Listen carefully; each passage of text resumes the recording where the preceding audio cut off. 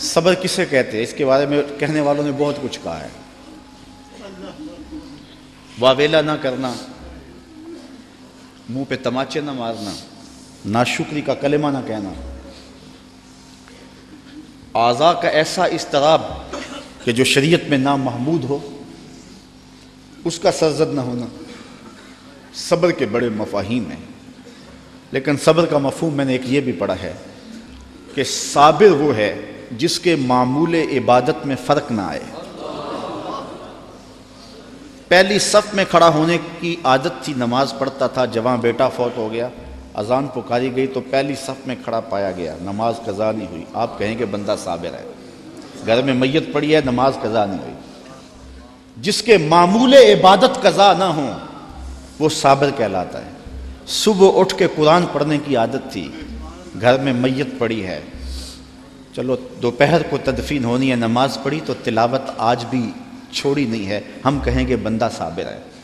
اگر صبر کی یہ تعریف ہے کہ معمول عبادت قضا نہ ہو تو صابر کہلاتا ہے، تو پھر اس تعریف کے آئینے میں امام حسین کو دیکھو، 71 لاشیں پڑی ہیں، اپنا بدن زخموں سے چور ہے۔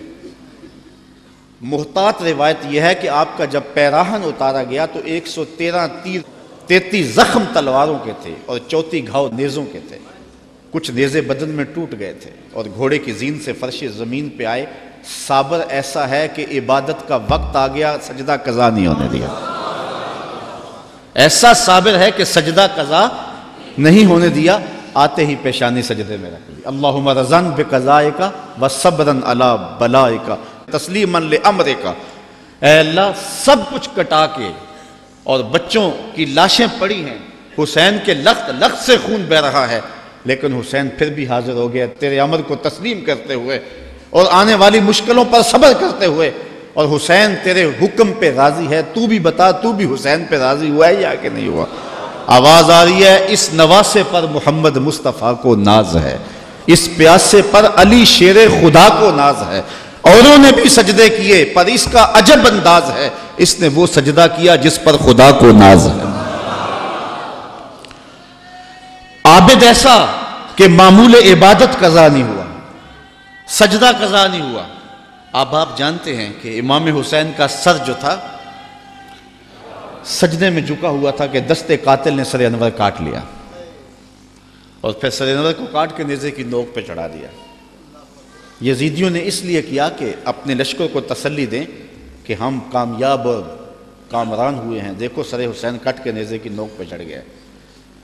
تو جب انہوں نے نیزے کی نوک پہ سر حسین چڑھایا تو لشکر یزید سے آواز آئی، یہ کیسا سر ہے جو کٹ کے بھی سر بلند ہے؟ اس کی سر بلندی اب بھی نہیں گئی، اب بھی یہ اونچا ہے۔ اور جب سر انور نیزے کی نوک پہ چڑھایا گیا تو اس انداز سے چڑھایا گیا کہ کٹی ہوئی گردن کا رخ آسمان کی طرف اور سر انور کا رخ زمین کی طرف۔ تو کسی شاعر نے تخیل باندھا، بآں کے سر نیزے پہ اور سوئے زمین ہے روح، یعنی سجدہ ثانی کی ہے آرزو۔ رکعت میں 2 سجدے ہوتے ہیں، ابھی ایک ہوا تھا کہ سر کاٹ لیا گیا، حسین کی پیشانی میں دوسرے سجدے کی آرزو مچل رہی ہے۔ صابر ایسا کہ معمول عبادت قضا نہیں ہوا اور پھر تلاوت بھی قضا نہیں ہونے دی۔ حسین کا سر نیزے کی نوک پہ ہے، لبوں پہ قرآن جاری ہے، کیونکہ حسین کو لوریاں ہی قرآن کی ملی تھی۔ تو حسین ابن علی رضی اللہ تعالی عنہ سے صبر سیکھا جاتا ہے، استقامت سیکھی جا سکتی ہے، اور اپنی زندگی میں اس کا چراغاں کیا جا سکتا ہے۔